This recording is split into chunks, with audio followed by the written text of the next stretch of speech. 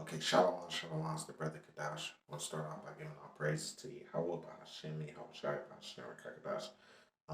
Double honors to the apostles and the elders, peace, blessings, honors to all the brothers in this truth. You know what I mean?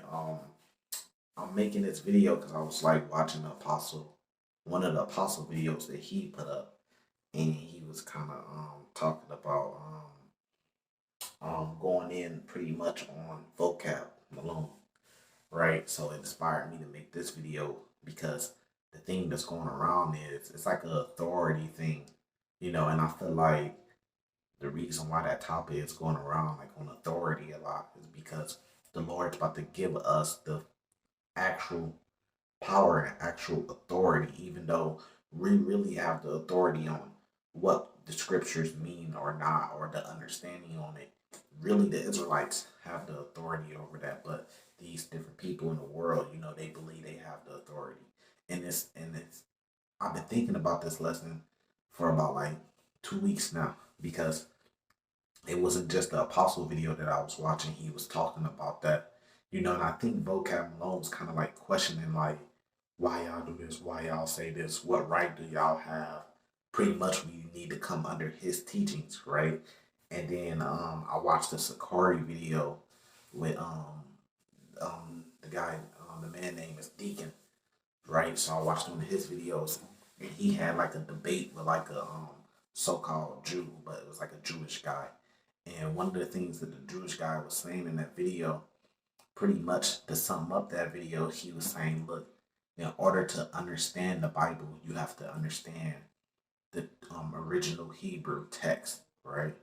And he was saying, in order to understand that, you have to come and learn under his rabbi, right? You have to, pretty much that's what he was getting to. You need a rabbi to sit down with you and teach you. He kept asking me, like, do y'all know the Hebrew? Pretty much that was like his like ace, like his spade and ace that he had. It was like, um, do y'all know the Hebrew? And they was telling him like, yeah, we do know the Hebrew. And he was like trying to explain to them, um, pretty much how they have to come and learn under his rabbi in order to be able to understand the Bible, right? And he couldn't answer anything. He didn't really know anything. He was new to it all. He kept saying he couldn't answer no questions. He didn't even know. All he kept just saying, referring back to my rabbi, my rabbi. So you kind of see that in the truth where these different groups and churches and stuff like that, they think everybody has to come under their leaders pretty much in order to understand the truth. You see it with the camps too, with the brothers. It's like any camp, you take any camp out there, I'm not gonna name them because I don't want to be disrespectful, but you name any camp out there, they think that whoever they elders is, that's where you have to come get the truth, which which I'm not saying there's a problem with that because you're supposed to believe anything you're doing. You're supposed to 100% believe that, and if you learn it from people, then you believe that's like a part of you having your faith, which makes sense. But what these different churches have to understand is that the Hebrew Israelites, we have the authority, not their rabbis, not their colleges they went to. Those guys are studying the Bibles and they may be Bible scholars, right? But there's another part to understand the Bible where it's not just scholarship. You have to have that spiritual connection with the Lord, meaning the Lord has to give you understanding. So anybody could pick up and read the Bible and learn it, right? Learn what it says, memorize it. But in order to understand it, you have to have that given to you by the Lord. And that's what they don't see. And that's why they think their rabbis have the authority because they're not seeing that we can get the authority directly to us because the Lord is giving it to us through the Spirit. So really, they don't even believe in faith or believe in the Spirit or know how it works. So they be questioning like, well, where are y'all guys getting this from? You say, okay, we trace it all the way back to Abba Bibbins. And they say, where is he getting it from? How did you guys learn it? You know what I mean? And then the answer is, it's just he got it from the Lord. The Lord gave him the understanding, which there's accounts in the Bible, plenty of accounts in the Bible of the Lord doing that, right? So I got this little hotel Bible, right? I don't believe it's a King James, but it's pretty close to the King James Bible. I'm just pull this little quick precept real quick now that I got it. It's Romans chapter 3. It says, verse 1, what advantage then has the Jew, or what is the profit of circumcision? So, like, what advantage is it to being like a real Jew? And maybe that's where that guy was getting at on that video. But there's an advantage to being a real Jew, which is the so called Negroes, right? Though they were called the Jews, Benjamin Levi. But the advantage to being an Israelite, period, the northern southern kingdom, the Latino, Native American, and Negroes, it says much in every way, chiefly because to them were committed the oracles of God. So it's saying to us was committed the oracles of God. So this is what profits us because the Lord is dealing with us, with his people. So he's dealing with us on that spiritual connection. He's dealing with us to give us the true understanding, right? And that's why when the Lord's come back in Isaiah 14, it speaks about the Lord's going to take us, put us in a land, and pretty much it's just breaking down how the Lord's going to give us that power, right? And the Lord's going to give us that authority. Let me see if they even have, I'm not sure if they have all the books in here. So, I think so, though. I think so. So let me see. Let me flip through here. Right? So the Lord is going to take us to the land and give us authority. What's that? Revelations 21. Let me jump back there real quick. But I want to stop right here. And what's that? I'm flocking. I'm trying to do it. You see me trying to do one hand and flip through these pages and it don't have the markers on it, so you gotta just flip through the page. All right, so right here, Daniel chapter 7. Oh man, these pages are super thin.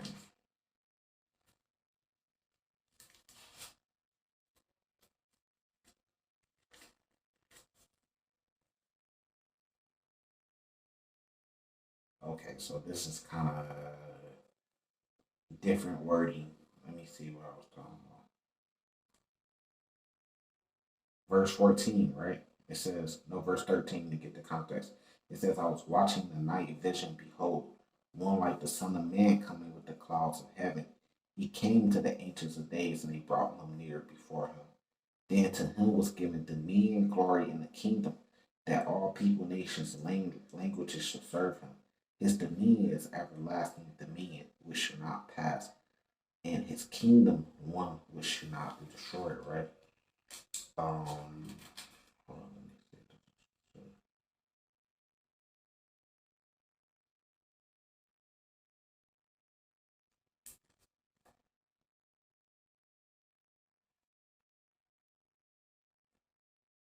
Hold on.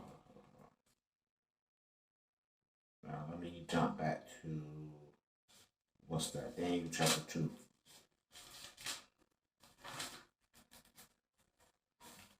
Bear with me, man, because I'm this late and I'm trying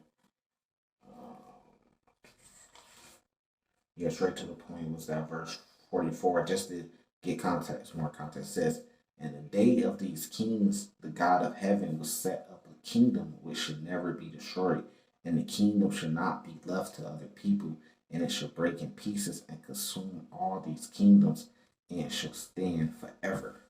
Right? So if it should not be left to another people, just like I was saying, it's going to be left to who? The Israelites. And like I quoted in Isaiah 14, but I could jump to Revelations 21. So the Lord's going to give us what? Power. He's going to give us that authority, and all the nations are going to know. They're not going to look to their rabbis to say, look, we got to go to our rabbis to get the truth. They're going to know that the Israelites hold the keys to the truth, Revelations 21. Verse 1, it says, now I saw a new heaven and a new earth, meaning we got a new rulership. So Esau's in rulership right now, which is one of the reasons why they say you have to go to their rabbis in order to understand it or understand the truth, or vocab alone, pretty much saying you got to come learn from him or learn from where he learned from in order to get the truth. He don't really give us credit with us being able to know the truth if we didn't come up that way. And you see it with the camps too. It says, for the first heaven and the earth had passed away. Also there was no more sea. It says, then I, John, saw the holy city, New Jerusalem, coming down So New Jerusalem, right? Meaning we're renewed, right? Because we got those new bodies, so uncorruptible, indestructible bodies, right? It says, prepared as a bride adorned for her husband. It says, I heard a loud voice from heaven saying, behold, the tabernacle of God is with man. And what man? It just told you, New Jerusalem, the Israelites. It says, and he will dwell with them, and they shall be his people. God himself will be with them and be their God.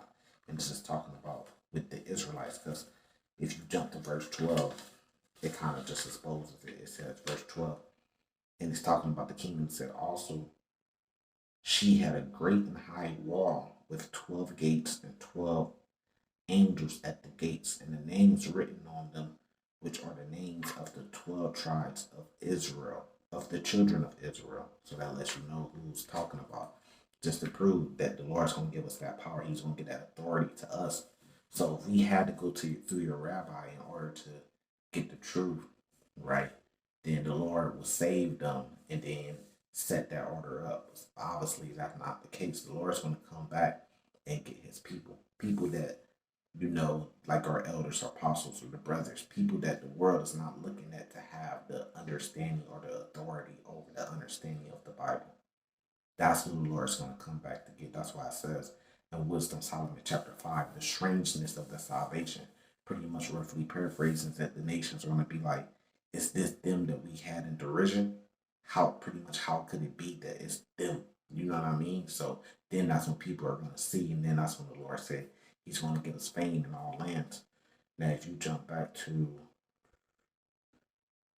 verse 22, it says, but I saw no temple in it, for the Lord God Almighty and the Lamb are the temple, right? Because it's going to tell you right here, the city had no need of the sun or the moon to shine in it, for the glory of God illuminated it, and the Lamb is the light, right? Which the light goes into the knowledge, the wisdom, the understanding, right? So it's just saying that we're going to be able to get that knowledge, wisdom, and understanding directly from the Lord. Why?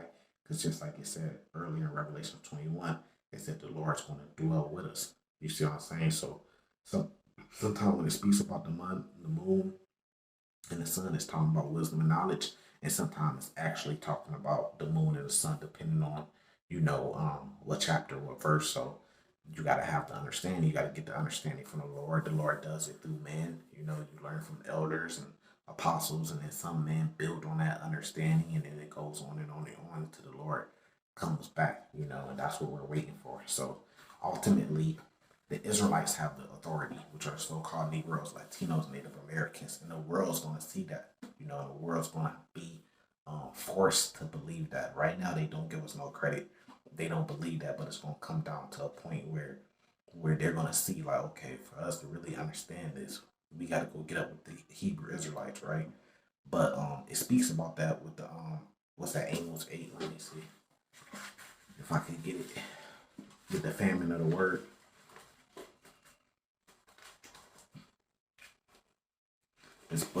This book is weird. It's like weird going through it, so that's why it's kind of throwing me off. Because the pages is like super small, so you will skip over it and be way in a whole different part. And some of the words are different. They're saying the same thing though. I give it that, but just some of the words are different. So I kind of got to read through it to find my place. Hold on, they gonna see though. The whole world's gonna see, and then that's when we're gonna be glorified, right?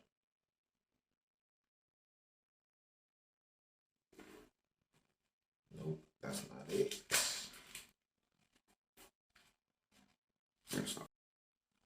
Okay, it's right here. Amos 8, verse 11 says, behold, the days are coming, right? Say the Lord God, that I will send a famine on the land, not a famine of bread, nor a thirst of water, but hearing the word of the Lord. They shall wander from sea to sea, and from north to east they shall run to and fro, seeking the word of the Lord, but shall not find it. So then that's when people are going to understand that okay, they had the word. Those Hebrew Israelites, they got the word, they got the truth to the word, and they're gonna run and they're gonna be trying to get that understanding because things are gonna be getting so hard. They're gonna be trying to get the understanding of the Bible, of the parables, the prophecies, and everything, but they ain't gonna be able to find it. Just like it said in Amos 8. So that time's gonna come. So you kind of gotta get it right now. And if you are getting it right now, then you gotta thank the Lord and continue putting those prayers up that the Lord is even putting the spirit on you to have an open eye to receive it, to understand it and receive it, let alone go out and teach it and have the spirit on you to teach it. So we just gotta wait to be glorified by the Lord. You know what I mean? The Lord is He's gonna get us that glory. You know, and the Lord's gonna get us right. Any wrongs that brothers feel like been done to them or whatever brothers is going through. Sometimes you just got to put things into the Lord's hand. Sometimes there ain't nothing you can do about things. Sometimes you can't control things. You know what I mean? So you just got to put things into the Lord's hand and let the Lord just play out things. You know what I mean? Because whatever what the Lord will be established if you have ears to hear. So whatever the Lord got planned, that's what's going to be established. You know, and the ultimate goal is to be the elect. So you got like a lot of camps, and this camp banging. It's we ain't messing with you because you ain't part of this camp, so we ain't dealing with you because you ain't a part of our camp. It's a whole bunch of this and that, and we over here, they over there, they in their group. But the Lord's gonna come back, and I heard the Apostle Tahor actually speak about this. You know, he was pretty much saying like when the Lord come back, it ain't gonna be no GMS, and he's the one of the leaders. He was saying like it ain't gonna be no this camp, that camp, right? Because the Lord's gonna break up all of that, you know. So you're not going to get saved, right, and then be on a chariot and be like, okay, where's my camp members at? Okay, my camp member, okay, he got saved from my camp. He got saved from my camp. Let us. That's not how it's gonna happen. So the Lord is gonna split up everything, and that's what I had to kind of learn too, because I wanted to be a part of things. Because of course you want to congregate, right? Which is the reason why you have all these different leaders. They start these camps because they wanted to congregate. If they didn't, then they would have just taught themselves and never started bringing brothers in. But the Lord tells you to do that. So a part of that, and then you want to congregate with brothers and stuff like that, which is good.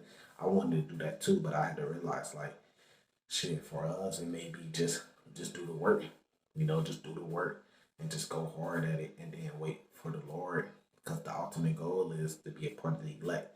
Then the elect will be together with all the other brothers of the elect that the Lord chooses, you know.